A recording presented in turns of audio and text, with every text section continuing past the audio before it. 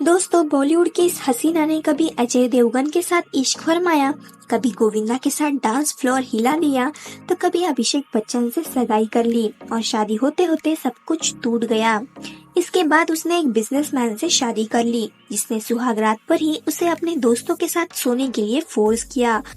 अब सोचो, कपूर फैमिली की ये प्रिंसेस आखिर कितनी दर्द भरी कहानी लेकर जी रही थी। तो बने रहो, क्योंकि आज हम बताएंगे करिश्मा कपूर की पूरी लव अफेयर से लेकर तलाक और बॉलीवुड से गायब होने तक की दास्तां, जिसमें है बहुत सारे गंदे सीक्रेट्स भी। करिश्मा कपूर कपूर खानदान की वो प्रिंसेस है जो बचपन से ही कैमरे की लाइमलाइट में पली बड़ी है। उनके पापा रणधीर कपूर और मम्मी बबीता दोनों ही बड़े एक्टर थे, लेकिन जब करिश्मा छोटी थी तभी उनके मम्मी पापा अलग हो गए। तब उनकी मम्मी ने करिश्मा और करीना को संभाला। यही से करिश्मा में एक अलग सा स्ट्रॉन्ग एटीट्यूड आ गया था। सिर्फ 17 साल की उम्र में करिश्मा ने फिल्म प्रेम कैदी से बॉलीवुड में एंट्री की। फिर तो जैसे हिट फिल्मों की बरसाती हो गई हो। Coolie number 1, hero number 1, Raja Babu, बीवी नंबर 1, दिल तो पागल है और हम साथ साथ हैं जैसी फिल्में करिश्मा कपूर ने की। 19 ईयर्स में करिश्मा का नाम ही काफी था। उनकी स्माइल, उनका डांस और उनके गोविंदा के साथ जोड़ी देखकर लोग पागल हो जाते थे। लेकिन करिश्मा की लाइफ में असली मसाला तब आया जब उनका नाम अजय देवगन से जुड़ने लगा। फिल्म जिगर के दौरान दोनों करीब आए, लेकिन अजय की लाइफ में काजोल आ गई और यही से करिश्मा का दिल टूट गया। यही नहीं, अजय देवगन को लेकर करिश्मा और रवीना टंडन की दुश्मनी भी इतनी बढ़ गई कि दोनों सेट पर एक दूसरे को देखना तक पसंद नहीं करती थी। इसके बाद करिश्मा ने गोविंदा के साथ सुपरहिट फिल्में की।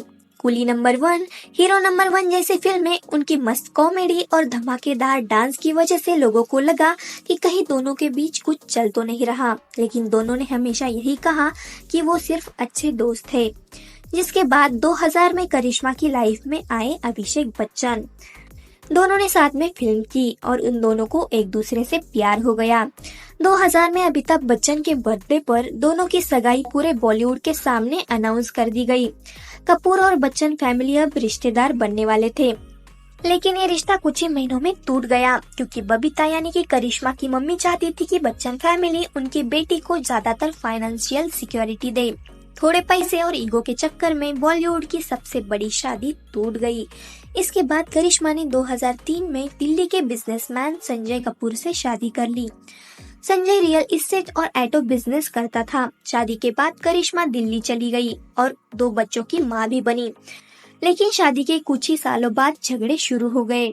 करिश्मा ने संजय पर मारपीट और धोखा देने तक के आरोप लगाए। यहाँ तक कि करिश्मा ने कहा कि शादी की पहली रात में ही संजय ने उन्हें अपने दोस्तों के साथ सोने के लिए फोर्स किया था। जब संजय से पूछा गया तो उन्होंने सबको झूठ बताया।